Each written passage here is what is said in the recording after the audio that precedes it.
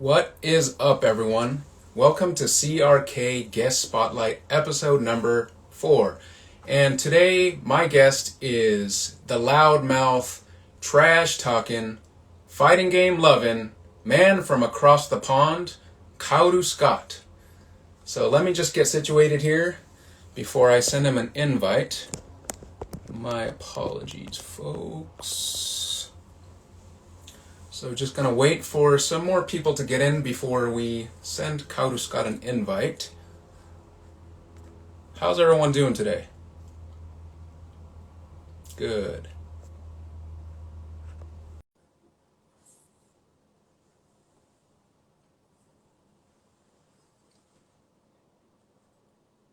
Just waiting for my man to join. Today's guest, once again, is Kaworuscott.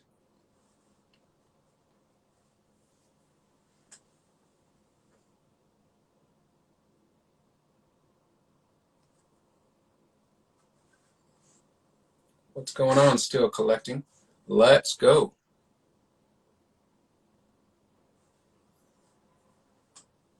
I'm looking forward to it as well. It's going to be a very fighting game heavy discussion.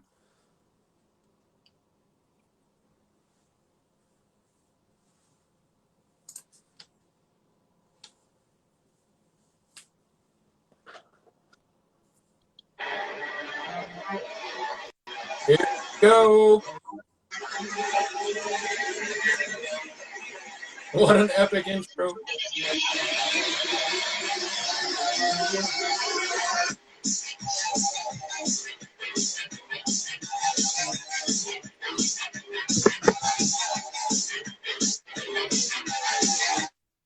Yeah, right. What is up, my man? How's it going? Going very well. That was the most epic intro I've ever seen on CRK Guest Spot. let me turn these lights off. They're getting in the way. Dude, I love it. The whole cyberpunk theme, shit's badass. LED lights. Yeah, don't mind me, folks. I'm just getting situated here. Just trying to pin a comment here, letting everyone know who the hell this is. But while I'm doing that shit, let me play. I had an intro set up for this man, so let's get that intro song going. Ooh. The opening theme from rival schools.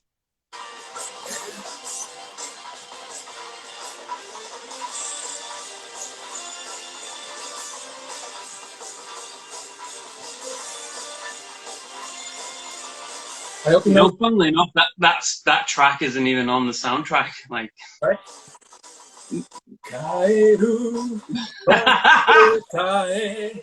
he knows the words. It's a goodie. Yeah, I can go on all day. But I'm sure we were the only two people in the room who got that reference. It's the intro song to the video game Rival Schools. How'd you like that, Kaoru? If anyone follows me, they already know that you're probably going to play that anyway. Hell yeah, man. So let's get started. And first of all, should I call you Kaworuscott? Should I call you Scott? Or just Kaoru? No, just call me Scott. It's fine. Let's call you Scott. It used to be a thing back in the old tournament days. They would always mispronounce the username anyway. You know, the handle. They'd like Kawaru, Kawarm. You know, just like random fucking shit versions of like, you know, when English people try to do Japanese names and they just butcher the pronunciation straight away. Yeah. First question to you, Scott. What made you want to start a gaming-focused IG account? I didn't initially. If you look at my old posts, they're all just like pictures of fucking pizza and fucking just absolute shit, you know, just shit I saw in the street or just, and then I think I put up a picture about a year ago. What was it now? It was like, I think I put up a few gaming pictures and they started getting like 200 likes or whatever. And I was like, and I was getting loads of comments and people were messaging me and I was, oh, you know, it's pretty cool. And I've always followed a lot of gaming accounts on Instagram, but I've never thought, oh, you know what, I'll do this. Because I'll be honest with you, like, some Instagram accounts are a bit shit, to be honest. But, like, you know, when you look at the pictures and it's like, Look at that fucking glare on that game. I can't even see the fucking cover art because some fucking big light on the fucking. It's like, so I thought I could do better than that. I could do a better picture than that. Yeah. I mean, I'm nowhere near the best. I think Hobby Corp mentioned Bryce Corp, which he has some fucking unreal photos of, like, I think he works in the industry, so he gets a lot of his models through his job, and he used to work in a game shop in France, I think it was. I was looking at his account just in the same way Hobby Corp was, and I was like, that's so cool. That's exactly the kind of thing I love. So I thought, fuck it, I'll go at it, you know, I'll give it as much as I can. And then I've met shitloads of people that I absolutely, like, actual friends on Instagram. And my missus was like, "Oh, you talking to your mates on Instagram?" I'm like, "Yeah, I'm talking to my fucking mates on Instagram." Like, the actual top blokes. Like, I was playing with Retro Gamer UK 79 earlier today. We were playing Street Fighter 5.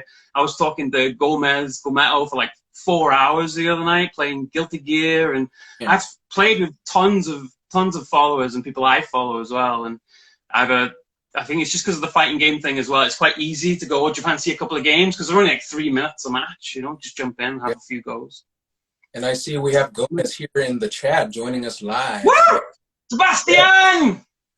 Shout out to Gomez. All the way from Chile. There was, right, he did beat me in a lot of games, but there was like 10 frames of lag because it was going from the UK to Chile. So we need some offline sets because I'm fucking right up, I swear to God.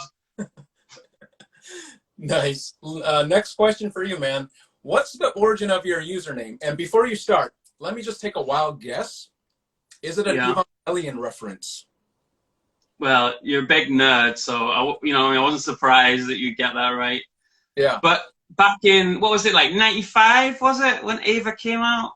Correct. I think we in the UK, I had it on fucking shit VHS. You know, like, you get like 2 episodes on a videotape, and you pay like 20 quid for fucking 2 episodes, and before you know, you've got this massive collection of fucking 2 episodes, and there's 26 episodes in a season, so you got like fucking, what's that, 13 videotapes just for one series, which is a long stretch from now where everything's on fucking Crunchyroll or Netflix or whatever. But that's the shit we used to live in, man. Back in Manchester, if I wanted to get anime, there was one tiny row at the bottom of the fucking HMV World Cinema section. And they would just have like the most popular stuff. So it'd just be like Evangelion, and then like some of the stuff I used to watch on the Sci-Fi Channel. So like Wicked City, and then the really rough stuff like Yurasuka Doji, La Blue Girl, you know, like that kind of stuff. Kids, stay away from those. Ignore what I just said. Unless you like, you know, tentacles and all that, you know, it's up to you. I'm not one to preach. I was gonna mention, man, it was a wild time back then, like in the early mid-90s. It was so hard to get your hands on like a legit anime VHS tape, right? Like, we had this retail shop here in the US called Suncoast Video, and even then, like, the selection for anime was just shit. Like, all I saw was hentai, like the 18 plus. There are some people that think that was the fucking best store ever. Hentai!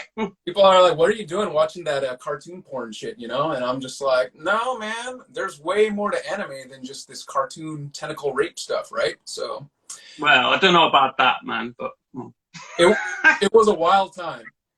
But is Karu your favorite character from Evangelion? Yeah, right. Not to go too nerdy into it, but what he represents in the show is fantastic, because he's effectively not even a human. You know, he's an angel. He's like a genderless. He just takes the form and just everything. If you're gonna watch, like, let's say you watch End of Evangelion, the movie, I would suggest getting the DVD and watch it with the commentary on. The commentary is amazing. You learn so much that went into the making of the film, and this is by the English, like, voice actors, people who have invested in the show and they know. So if you just watch that, that blew my mind back then. You know, I had that on, I think it was on videotape, and I was just, oh no, I had it on DVD with the commentary. I think when DVDs were first picking up. Sure. Man, it's amazing. But yeah, favorite character.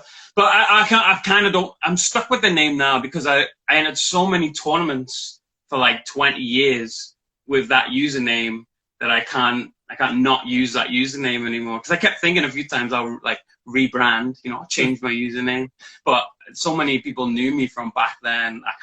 I just have to stick with it now, you know. Man, I've gone through so many different usernames over the years. I think my first official username back when we had America Online, that shit internet service, AOL, my username was like AOL Korean! AOL Korean. DBX Trunks was my very first username. Oh my fucking god. Like all those shit fucking MSN usernames. Sasuke XX69 fucking Chunky Lover 32. Yeah. And I had no idea that there was a Dragon Ball hentai called DBX. Like, I just did capital D, capital B, and then, lowercase x, and then Trunks to make it look cool. But then people are like, dude, like, why are you putting fucking, like, hentai shit in your username? And I was just like, all right, it's time to change my username now. Trunks. I think there's even, like, I mean, you wouldn't believe what they make, like, porn of these days. I think it was like a Avengers porno with China. You remember China from WWF? She played She-Hulk. What? I grew up watching that woman, and now I don't want to watch that. I don't want to see that. She died a couple of years ago, unfortunately. Way to bring the tone down, man. Yeah, we're getting heavy here. But not to get too deep into the whole anime discussion, because this is all about video games, but do you remember back in the days the whole fan subbing community? Like, it used to be so hard to get anime, so like instead we would just like look at other people's catalogs and then make orders through, just like this like illegal unofficial versions of subtitled anime, and oftentimes the translations were just like shit. Do you remember that? No, I used to read JoJo's Bizarre Adventure, and it was fan translations or scanlations, and I used to get them off the internet. And this was before JoJo's blew up now. JoJo's is fucking massive now. Like, I walked through Belfast City Centre and some kid had a fucking JoJo's poster on. And I was like, and it was on the front of a magazine in Tesco's, which is just a shopping fucking market. And I was just like, fucking JoJo's everywhere. What the actual fuck? But back then, I was reading the most awful translations. And it's like became meme worthy at that time. It was like, I think one of the words was duang. What's such a lovely duang? And it was just fucking terrible. But like you said, that's all we had. We didn't have anything else. Unless you could fucking speak Japanese and translate it yourself. It was not happening. So you had to just deal with what you got. And then I remember when I was buying, because they translated JoJo's Arc 3, which is the most famous arc with Jotaro and the stands, into English. And I have them in my loft at the moment. And now they're doing these gorgeous hardbacks of Arc 1, Arc 2, Arc 3, 4, 5, 6. Just fucking gorgeous. And I just remember looking at them in Forbidden Planet the other day, just like, back then, I never would have thought this shit would have been available now. Like, it took so long. It's deserved recognition since day one. And it's only just now is it taken off, Yeah, and the fan subbers these days, I would say some of them are even better than, like, official translators. So... because they fucking care about it. They actually care about the content rather than people who are just like, oh, it's my day job. I need to come into work and translate this shit anime about fucking bread. You know what I mean? Like, they actually give a shit about the show, so they want to make it work. And you would often as well have two rival subbing companies that would choose certain ways of doing certain characters, translations, and they would argue with each other. Like, I don't like the way they translate the show, or that's not how that character should be represented in English. I always thought that was quite interesting. Like, yeah, like my biggest pet peeve with the localizations is when they change like the name of the food.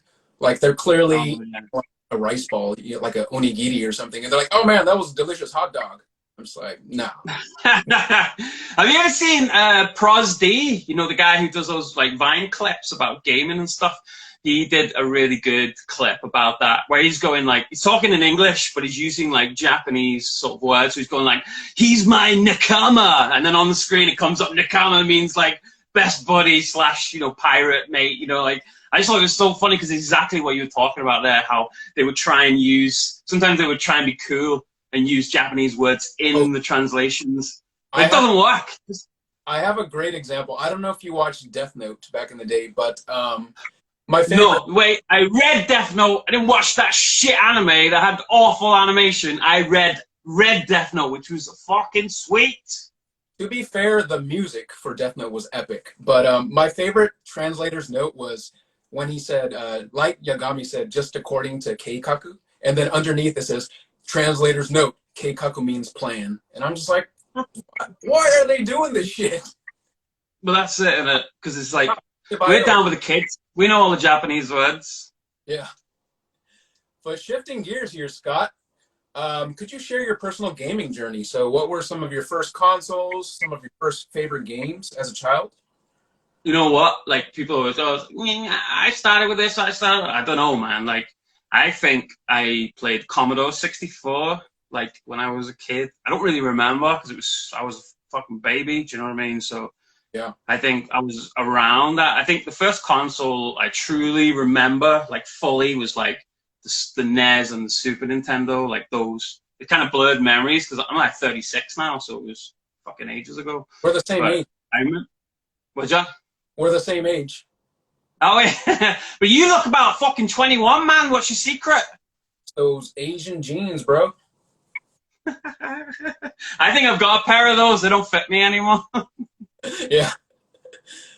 So, But yeah, like so yeah, Commodore 64 playing shit like Dizzy. Do you know he was quite big in Europe? Dizzy the egg. He's got like it's a white egg with red boots and red gloves, and he's a platformer.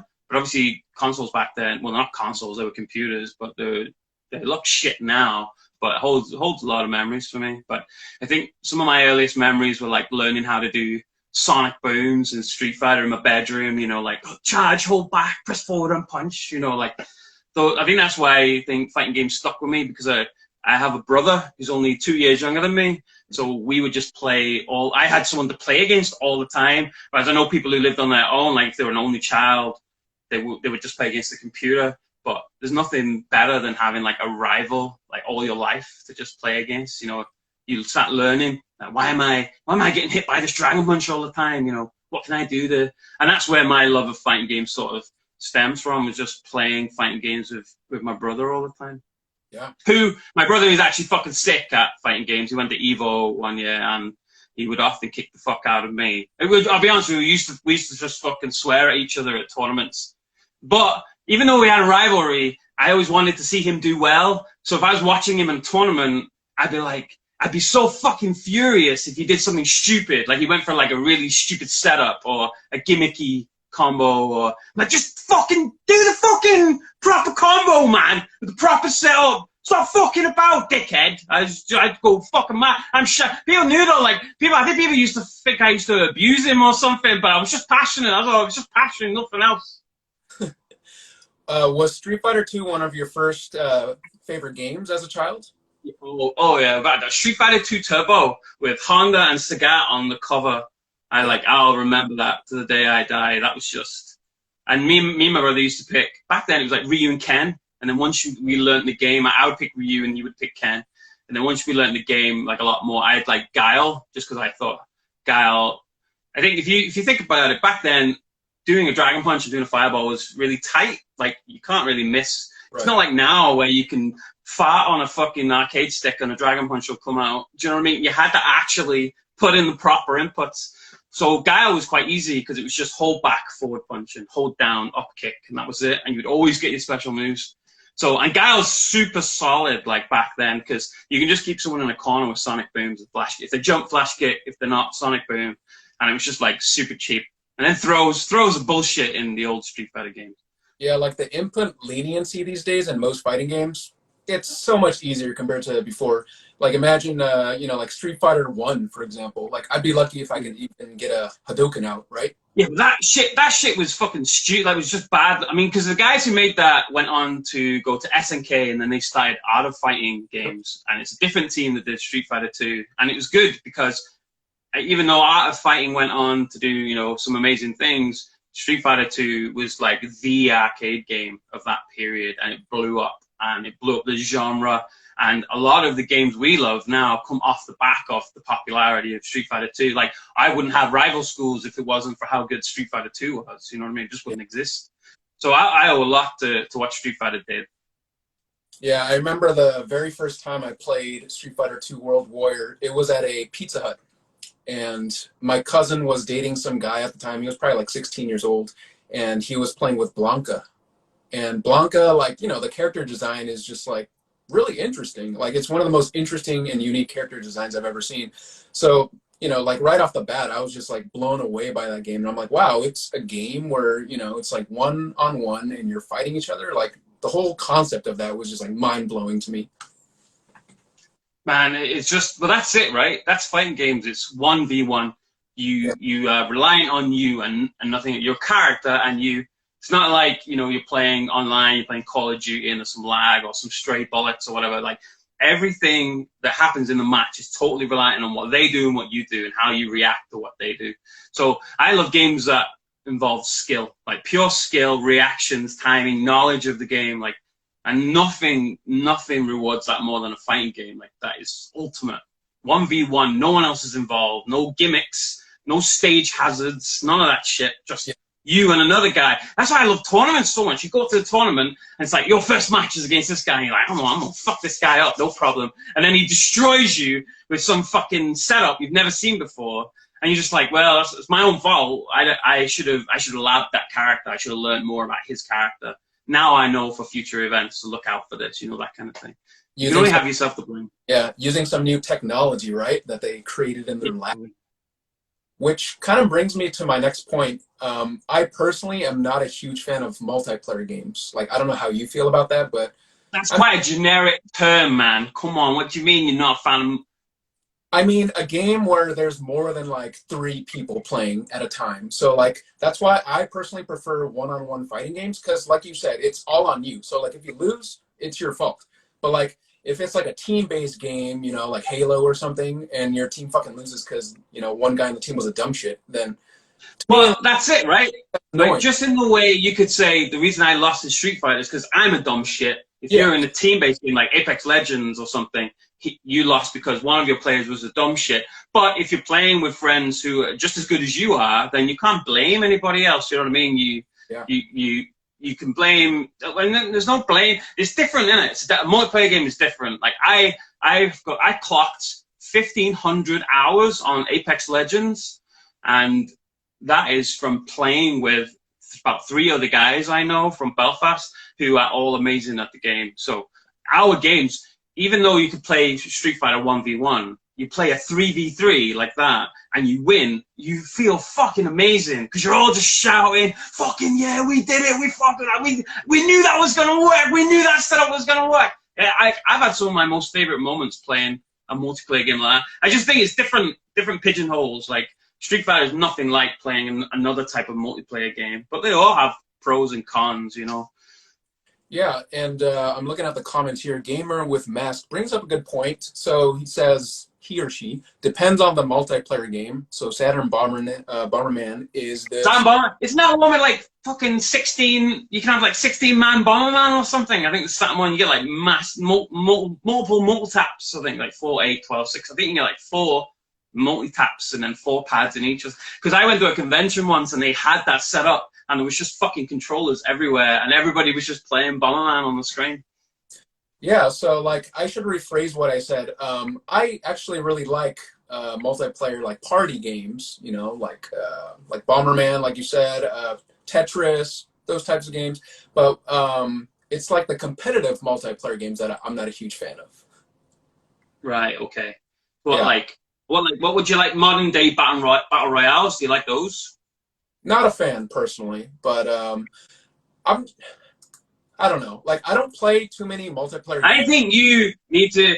I think if we played and we did like a duos and I taught you how to play, I don't know, Apex or Warzone, you'd have fun. Like it'd be a top laugh. Like, Yeah. and once you learn the game and you get better at it, and then you start winning matches, it does feel fucking amazing, and it is fun. Like I've had so much fun. I used to play Black Ops 4, their battle royale mode, and it was just fucking amazing. People hiding in toilets. So you'd stick these massive barriers right in front of the toilet door. So as soon as they try and leave, they're like just getting zapped. It was fucking so funny. Yeah, I played some Tetris 99 last year. That was actually quite a bit of fun. I see. I like some puzzle games. So I used to play a lot Puzzle Bobble, if you remember that, or it's called Bust a Move in Europe. And I used to play, you know, obviously Super Puzzle Fighter 2 Turbo, which is the best puzzle game, in my opinion. I fucking love that game. Sure. Oh, we got a comment in Korean here. 안녕하세요. How's it going? Sorry, speaking some Korean. Don't mind me. Nice. But next question to you, Scott. What do video games mean to you? Uh, it's a bit vague, that question, man. Come on.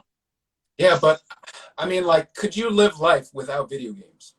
No, oh no, I'm sure I'd fucking keel over and die if I didn't play it. Of course I could live a fucking life without playing video. Like, if someone said to me, give up games for £10 million, like, I'd be annoyed and all, but financial stability, living on a beach in Japan or something, eating the best food ever, swimming in pools, you know, I could live. I mean, games are part of my life, and as you know from my Instagram, but I think for someone to say, like, I couldn't live without games is a bit much. Like, I love games, and everything I do has some kind of relation to Japanese popular culture, but to say I couldn't live without them is a bit You much. never get withdrawals if you got your 10 million pounds and you had to give up games?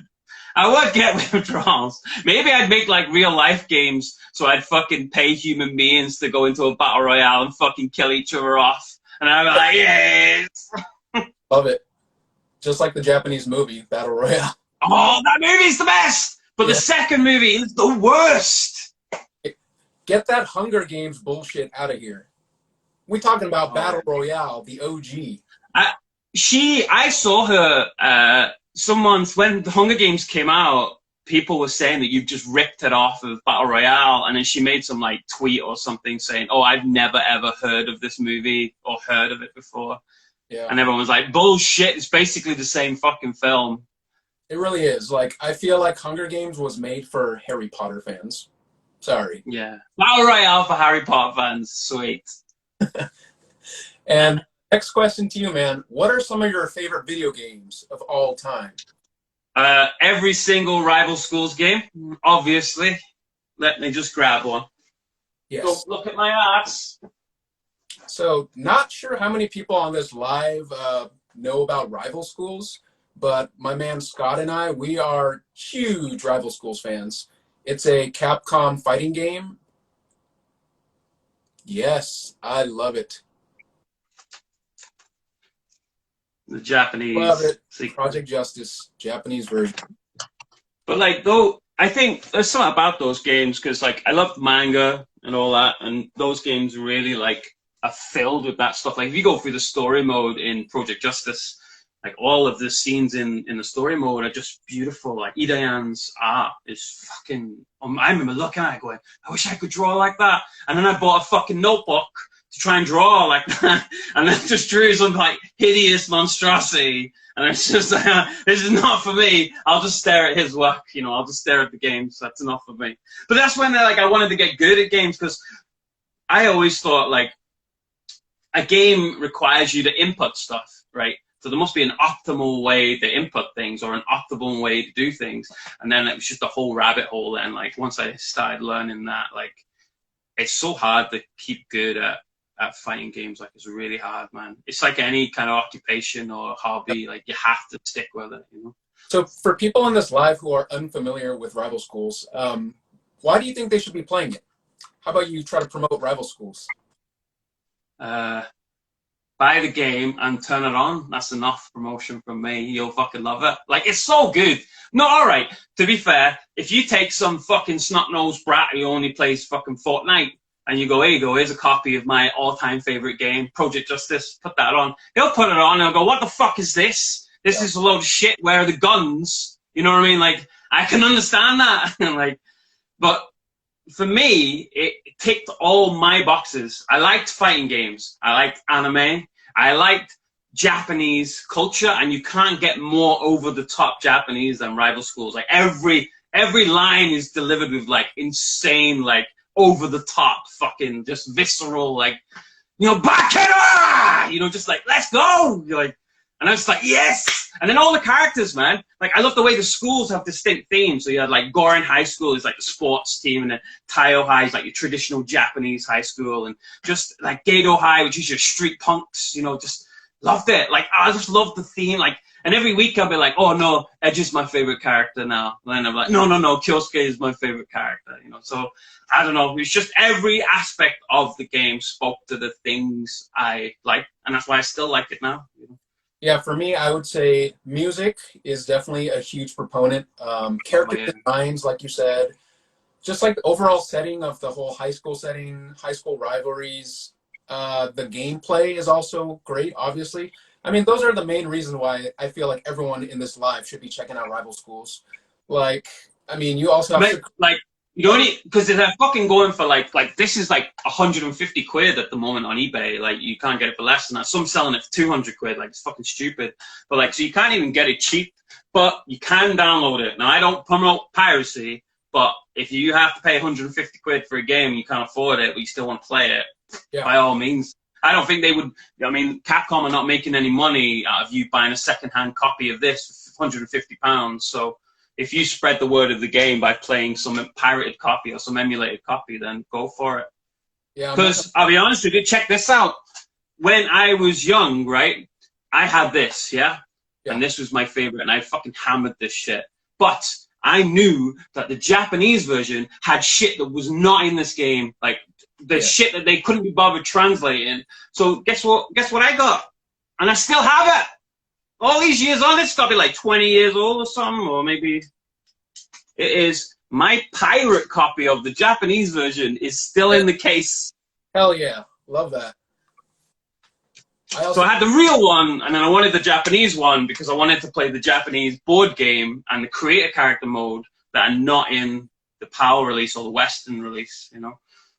Yeah, since you know I am CheapRetroKorean, I don't have the fucking money to afford like the U.S. copies of Rival Schools and Project Justice. Is he? Yeah, US copy's even more expensive.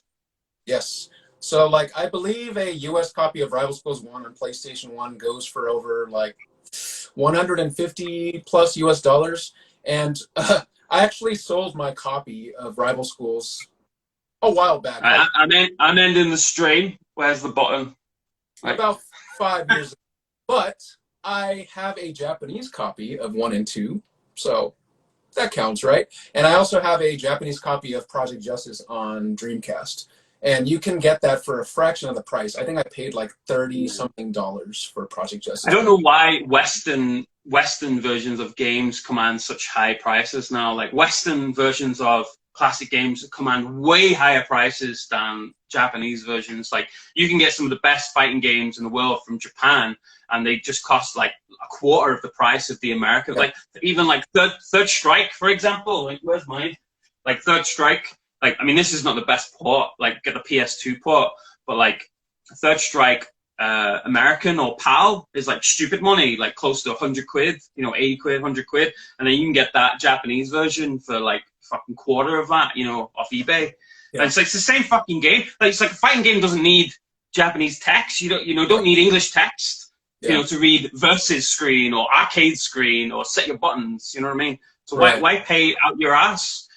But this is the problem with fucking games at the moment. Like, all the games that were good back then now are, like, ridiculously priced. And then all it takes is for someone to fucking make a HD remaster, and then that value plummets straight away. Like, I remember Shadow of the Colossus, which is a fucking phenomenal game, you know, with the art cards and everything.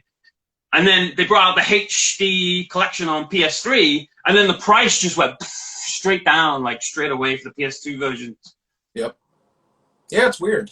Like, even Life is Strange on PS4, I think I got that for like $10 new. And I was on eBay the other day, and it's going for like $40+ or something. And I'm just like, what is going on? Like, I think it's hard to like manage that fluctuation. Yeah, I think this pandemic might be part of the reason why like you're seeing a lot of prices skyrocket, but shit's ridiculous, man. That's it, innit? People are fucking stuck indoors, like tickling the balls. They've got nothing to do all day. So it's like, oh, what's that? 150 quid for rival schools? I got 150 quid not doing anything. Go on then, fuck it. Yeah, so going on to my next topic, we're going to discuss some of the stuff that you do in terms of fighting games. You're always posting quality fighting game content. You have crazy combo videos that you're posting on your IG. What else? Like, what... I think we already covered this, but what do you like about fighting games? Like, is it the sense of community? Is it the whole I think that is what you just said, community. That is 100%. Community, yes. Because I would go into Manchester city centre and go to Trafford Centre or Jenny's Arcade. And I remember when I first went in, and I can't remember what it was they were playing. You had to be over 16 to get in because it had fruit machines in there, so gambling, so they didn't allow people under a certain, I think 16 or 18, I can't remember. And I played this Asian guy, and he fucking destroyed me. Like, it was a joke. Like, it was embarrassing almost. Yeah. And I remember after losing, and I put my money in. So this is it, right? You've got your own hard-earned cash in your hand, and you put it in that machine, and you go, yeah, I'm gonna have a good time. And then this guy stomps all over you, and you're just like, not only has he beat me and humiliated me, I've also lost money in the meantime. Like, what? And I remember coming off the game, like, thinking, why did I lose so bad? There must be a reason why I lost so badly. And then that's what made me want to learn. I started asking questions, asking other players that was there. I made friends there. I'm like, so what's he doing there? Oh, he's parrying everything you're doing. It's like, all right, so what's a parry? It's like, well, you tap forward and you parry a move. It's like, okay. And then I remember going home and practicing as well. Because at the time, it was, you know, you had arcade games, but sort of late 90s and early 2000s, it was sometimes, it would be a few years before you got it on console, or it wouldn't come out straight away. So you might play something like, I remember playing Tekken 4 in the arcade before, in the Namco station in Manchester, before it came out on console. And I'm like, this is amazing. But you're shit at that point because you've got no one to practice. So I went every single weekend and I made friends there, and we would talk about combos. And then there was old Tekken Zaibatsu forums where you'd learn like strategies, and then you go into the arcade the next weekend just with all this new tech, and you're like, they'll never see this coming, you know. And then you just do a bunch of combos, and I absolutely loved it. But it's that sense of community, making friends. I made some of my most valued friends in my entire life that I still speak to this day. Back, you know, playing old fighting games in the arcades. But it's no different to Instagram, you know. I've made some friends on here that are just phenomenal people, and I talk to them. I actually talk to them on the phone, and, you know, whether we're playing games online or whatever. Then it's just nice, just a way to connect with people who have similar interests. That's all it is, really. Very, very well said. I think fighting games, they're kind of like an OG Instagram. Like, it was like an OG way of, you know, having a sense of community, connecting with other players. The things I would do to just relive the whole arcade scene back in the days, like, it was a sight to behold, because, like you said, I had my own fighting game clan back in the days, like my own local clan. Like, we would go to my local arcade. It was called like Fun and Games or some stupid corny shit like that. And then, you know, my friends, like, every Friday, they're like, James, Fun and Games, Friday, 4 p.m. See you there. And, you know, like, it's like a fucking anime episode or something. And sometimes we would have, like, you know, like, new people moving into our city, and then, you know, there's like a new challenger, like at the arcade, and he's just like mopping the floor, and we're just like, dude, there's a new challenger. I think you have a new rival, man. You got to challenge this guy. It's like some bad fucking J-drama. There's a new challenger. Nani? And then, of course, like, the first time you get your ass kicked, right? And then you're like, must get stronger. And then you look at all these... Bankai! Super Saiyan 3. But yeah, it was a crazy time back then. And I feel like people who didn't experience that back in the days, like, it's really hard to put into words how special that was. I know, man. Like, because now everything's online, you know, especially with the pandemic, everyone's stuck indoors anyway, so online is your only option. You know, you do lose some sense of community, like social connection, but I do feel like with modern day technology, while it is online, like, we're connecting right now, and we've got people watching and talking to us. You know, you have to just deal with what you've got. And while it might be better to have all of us in a room playing games and talking shit, like, you can't complain that, you know, I'm live right now with you on the internet. So you know, I mean, you're in America and I'm in the UK. Like, how good is that? I think a lot of people are quick to moan and go, oh, you know, fucking online is destroyed games, and, you know, it's not the same. And, you know, not like when I used to play Donkey Kong on the couch with my fucking best mate. It's like, but I can play Fightcade, you know, KOF 98 with someone who lives in fucking Chile. You know what I mean? Like, nothing wrong with that. You're still talking, you're still having a laugh, you know? It's about conversing, that's all it is. And if you enjoy what you're doing while you're doing it, then there's nothing wrong with it. It doesn't matter if it's online or not. Absolutely. Which brings me to my next point. Let's cover your background as a competitive player in the fighting game community. So, like, you've told me that you've placed first in some UK tournaments. You also have a post where you're displaying trophies that you've won at tournaments. So, yeah. Oh, yeah, I've won a few trophies. Yeah. I used to enter like pretty much every tournament in the UK for like I don't know, like a 10-year period or something. Like, because I used to play in the arcades, and then someone on the forums would say, "Oh, there's a tournament going on in Scotland or a tournament going on in London." So we would travel to London, like, you know, every time there was an event on, because not only to support the community by attending, you know, and helping the tournament organizers get their numbers in and, you know, get their money in so they could pay for the venue and all of that.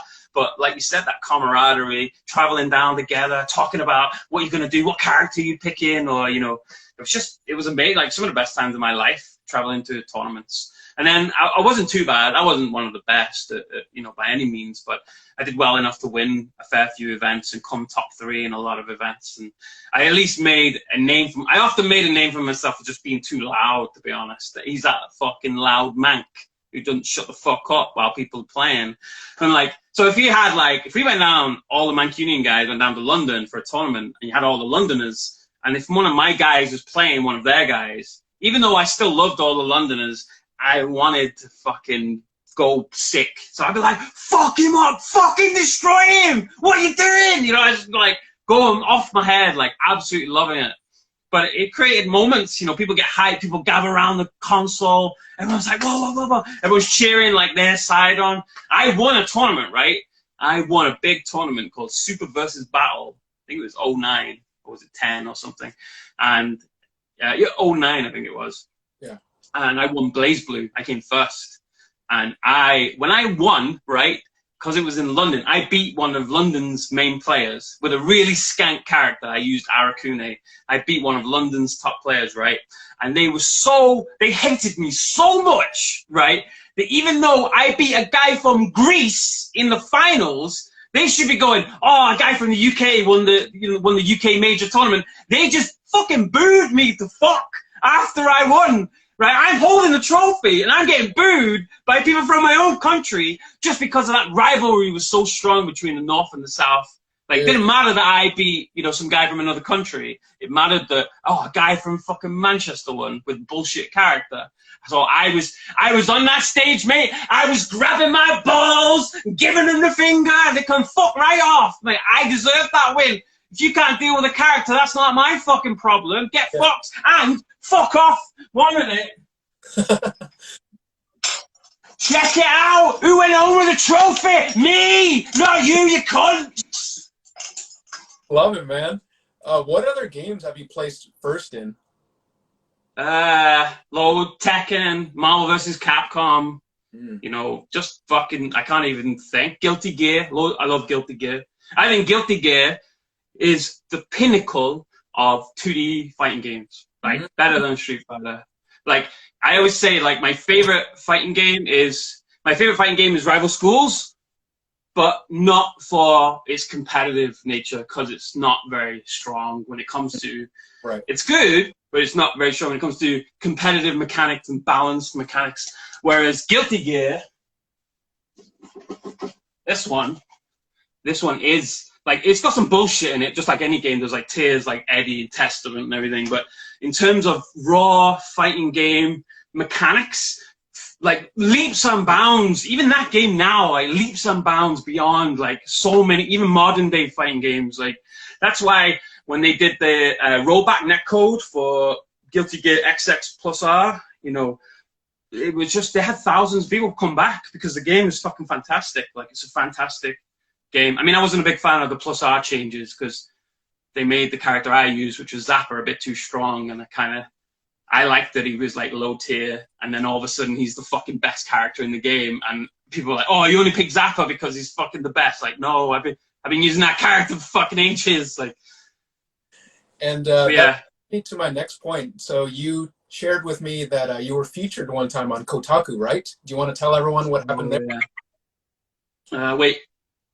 A friend of mine, because my original one was on fucking fire, a friend of mine sent me, as a lovely present, one sec, sent me another one, which is this, which is the Mortal Kombat 9. Mortal Kombat! Dun, dun, dun, dun, dun, dun, dun, dun, Kano, Johnny Cage. Like, this is the Mortal Kombat Prima guide, not Prima, what the fuck is it? It's not Premium, I don't think. Who made it? Doesn't matter who made it. It's a load of shit. So I made a video on YouTube because on the Neo Empire forums, which is the fighting game forums, someone said that the guide was amazing. And I remember reading a bit of it and going, this is not good. This is a shit guide. Like, I read like one bit of it and knew it was crap. And then I took a picture of it and put it on the forum, and people were laughing. And I thought, oh, this is pretty funny. I went, oh, you know what I'll do? I'll go through the entire book and find all the shit in it that's wrong or not right or inconsistent or contradictory. And I'll just do a video just pointing them all out. And then I thought to myself, well, what else shall I do? Like, because the only people who are going to want to watch that are a bunch of fucking fat nerds who play fighting games. So I thought, fuck it, I'll set it on fire as well and shout at it and stamp all over it. And I made that video, right? And then it's got 70,000 views on YouTube. And Kotaku did an article on it as well. And I don't know, it just blew up, man. I started going to tournaments and Mortal Kombat players were coming up to me and going, are you the guy that set the book on fire? Can you sign my book? And I had the book then. I'm like signing the fucking book. I'm like, I'm not a celebrity. I set a book on fire on YouTube, and then all of a sudden people wouldn't leave me alone. But the book is so shit, man. But what was really good was Aris, you know, Avoiding the Puddle, Aris. He was a big fan of that video, and he asked me to come on to his Avoiding the Puddle podcast back then, years ago. And I didn't do it in the end. I don't think something happened. But he was on stream the other week, and I subscribed to get like a Twitch Prime subscription, a free one. And then he went, Kaworuscott. I know that name. That name's important. And then loads of his chat were going, burning the guy who burnt the guy who burnt that Mortal Kombat guy. And then he spoke about me for like 20 minutes. And he was like quoting the shit I said in the video in my accent. But yeah, if you want to see the video, it was 10 years ago. And I do come across as a fucking psychopath, some kind of pyromaniac. But it's just search MK9 guide or MK9 guide or something like that on YouTube. And I'm sure you'll see it. It's just a picture of the guide in the thumbnail. But yeah. I also had another Kotaku article because I did a video where Dr. Bosconovich has a move that slides across the ground, and I recorded myself playing online, and I did that move over and over again. And I came across somebody who was so shit that they didn't know how to block. All they had to do was block low, and they didn't do it. So I started shouting shit while recording it, and then Kotaku did a fucking article saying, this might be one of the most powerful moves in the game. The move is terrible. I just made sure I did it against someone who didn't know what the fuck they were doing. And it just shows you, like, that's journalism. They haven't got a fucking clue, but if it gets clicks, you know, cheeky clickbait, that's all they care about. Kotaku's a joke, by the way. Yeah, fuck Kotaku. Sorry, had to say that. I used to be a fan of them back in the day, but man, how the mighty have fallen. And everyone, I promised rapid-fire questions to my man Kaworuscott. So let's go. What's this fucking mastermind? What you know about rapid-fire questions? Yeah, let's get going. So, question number 1. You got like 10 seconds to ask or to answer each question. So, Capcom or SNK? Early years Capcom, later years SNK, but I guess Capcom because rival school, Street Fighter, you know. Street Fighter or King of Fighters? King of Fighters, I think. But I think it took me a while to appreciate. It's like a fine wine. Like, if you go back and play KOF 98 now and you go back and play Super Turbo, they're both phenomenal games in their own right. But I just think, like, KOF 98 were doing shit that Capcom just weren't doing. But I didn't appreciate that back then because I didn't know enough about the games, you know what I mean? And Tekken or Virtua Fighter? Tekken. Virtua Fighter's fucking dead, man. Although they did that teaser, didn't they, recently? They showed Akira from the back. So yeah. Fuck knows what that's going to be. That's going to be some remaster of, you know, VF6 or whatever.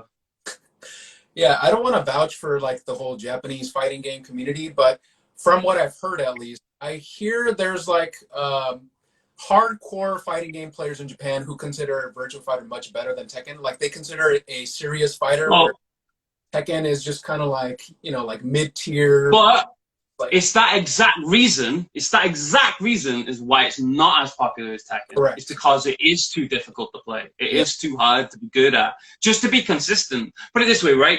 If you're in a match and you're 1v1 and you do an attack, yeah, a character can sidestep, right? They can sidestep, yeah. And if Yep. you do a successful sidestep, it'll make a noise and it'll do a quick dash around the side, right? But if they do a throw, the throw will, different options will beat different things. So what you can do is you can do a sidestep, and while you're sidestepping, you can input a throw escape, multiple throw escapes. But then what if they do a circular move? So you need to have an option. So a sidestep will beat a straight attack. A throw escape that you're doing will beat a throw attempt. But then what if they do a circular hit that hits sidesteps? You can also guard. So in one thing, in one moment, one fraction, you can sidestep, throw escape, guard, all in one go, and multiple throw escapes, because different throw escapes escape different throws. So you had to go like tap up, press, throw, like 3 different throws, and then guard as well. And that is just in one fraction of a moment to avoid one situation. And it's that shit that people just, like, especially when people are trying to learn it properly, just went, fuck this. It's too hard, man. It's just too much. Yeah. And man, you are a Mr. Popular today, man. Look at all these questions for you. We're going to try to get to those pretty soon. But let's try to finish this rapid fire. Smash Brothers or Power Stone? Definitely Power Stone. Power Stone 1, not 2. 2's low shite. 2's basically Smash Bros. It's got fucking stage shit and transitions and 4 players. It's just too much. Too many gems on the screen.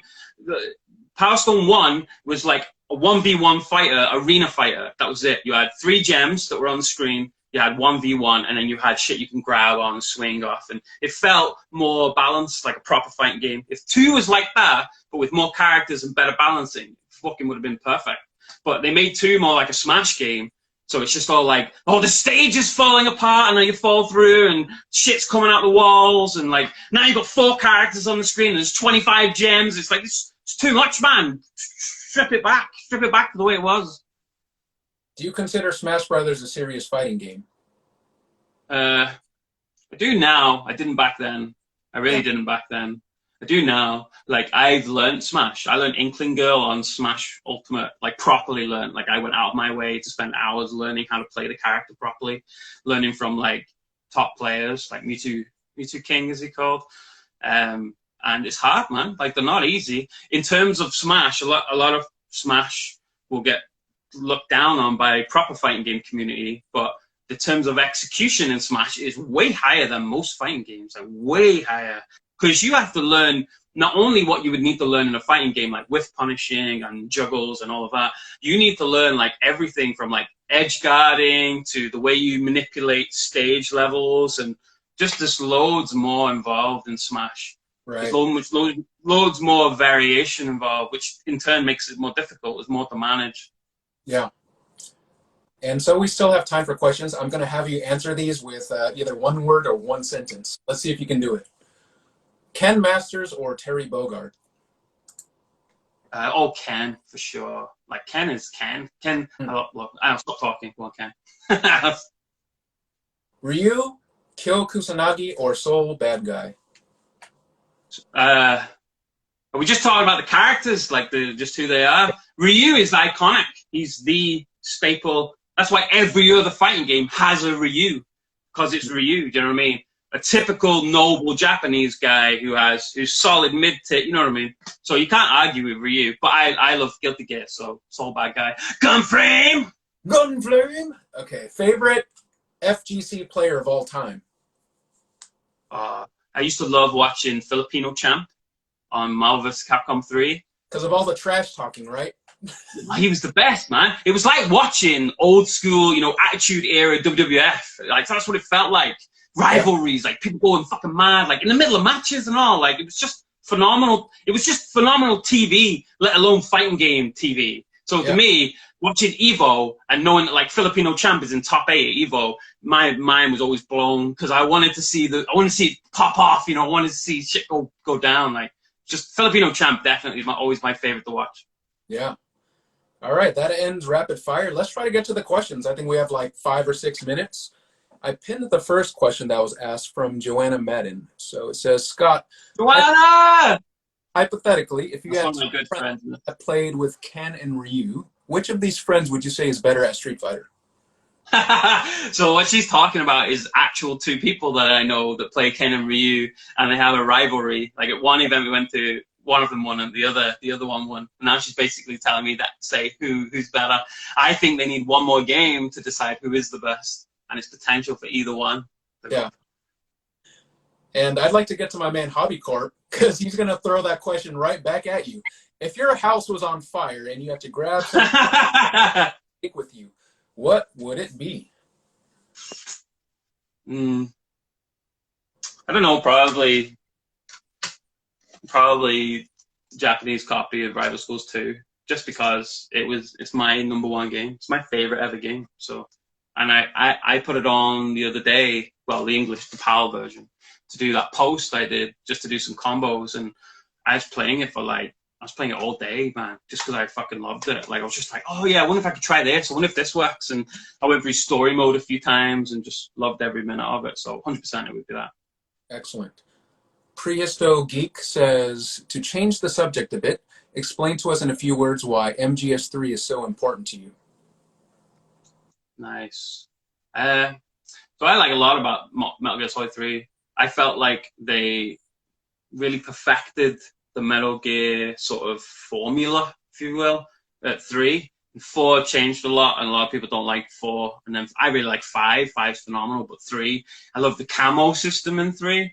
Like, when I first saw the trailer, and the trailer was so sick, it had like, they're in a woodland area with like a muddy kind of wall, and this guard was doing his normal routes coming around, and you don't actually see anything, and then all of a sudden, when the guard walks by, you see someone just appear off the wall, and you realize it was Snake in like brown camo, hiding against the wall throughout the whole scene, but you just never saw him. So you're just like, you go back and you rewind it, and you're like, fucking hell, he's like stood there in the mud. Like, I didn't even see him. And I remember just seeing him come off the wall and then obviously choke him out. I was like, that is fucking sick. That's so cool. Loved it. Being able to wear that alligator head is my favorite thing about that game. Oh, yeah. And then you could go into the logs with the alligator head on, and the guards would just see the alligator head come out of the log, and they would shit themselves. And it's just like little things like that. I was like, this is so good. All the Easter eggs that Kojima put in Metal Gear was just the fucking best. Yeah, like MGS1 is probably my favorite, but that's just due to like nostalgia's sake. But I would say mate, MGS1 is fucking fantastic. But MGS3 is right up there with MGS1. It's an amazing game. And this is a question to you. Is Calorie Mate a UK snack? I don't know what country. No, is it fuck? Do you know what, right? First time I ever saw Calorie Mate was in Metal Gear, and then I remember being online somewhere, and it was like, buy a box of Calorie Mate, and I was like, are you fucking, is this, I thought it was an anime prop. I thought it was like some kind of cosplay prop. And then I was like searching it up, and like, it's a real fucking thing in America. Like, I had no idea it was a real thing. Yeah, like when I was living in Japan, I saw Calorie Mate in the convenience stores, and I had to buy that. Like, that was my official snack when I was living over there. Okay, next question. So I don't know how IG Live works, by the way. There's like a 1-hour time limit, apparently, so I don't know if we're just going to get kicked off, but we'll try to go as long as we can. So Retro Gamer UK79 says, gaming-wise, what is the best moment for you so far? Best moment? Yeah. What, in like my life or in like games or? Yeah, probably like gaming related. Like, what is your most prized moment?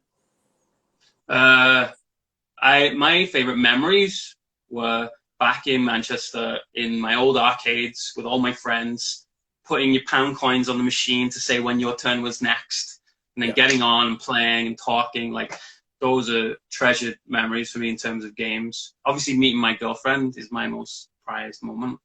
But in terms of games, it was definitely the old arcade days, because that gave birth to everything I love just from there, from that period. Loved it. Loved every minute. If I go back, it's like people say, right? You never realized. One day I went to that arcade, and played with my friends, and that was the last day I ever did it. And I never knew that back then. You look back now, and that was the last day I ever went in. And you just didn't appreciate it as much as you do now, So I think you've got to really live in the moment sometimes. I know it's a cliche and all, but, even these moments right now, I'll look back in 20 years and go, oh, remember when I did that live stream with CRK? It was a good laugh, wasn't it? Like, you got to appreciate them. For sure. All right, I think that's it for the questions. This is. Wait, can I say some stuff? Yes, absolutely. Right, so a few pet peeves. We're going to do some real talk, #real talk, right? people stop following me and saying, follow for a follow, fuck off. I've looked at your account and all your pictures are shit. I'm not following you. I already follow 500 people, and that's enough for me to scroll through on a daily basis. I don't need shit pictures of games that I could fart out in 2 minutes. Do you know what I mean? Also, e-girls that actually know fuck all about their own games, but they actually have like 5,000 followers, and they're just shit like this. Just fucking selfies where there just happens to be a game in the background. That's not right. Fine. If that's what you do, you do you. And if that's what your fans love, then fine, albeit. But that's not my thing. I like the games. I want to see the games. I don't want to see you in a new dress, but you just happen to have fucking Mortal Kombat on in the background on your big fucking flat screen TV. No thanks. Couldn't have put it any better, mate. But that's it, like, as well, like, there's a lot of these people like, oh, I'm a retro gamer. Like, have you seen my collection? Here's fucking Assassin's Creed Valhalla. And it's like, you question them on it, and they haven't got a fucking clue what you're talking about.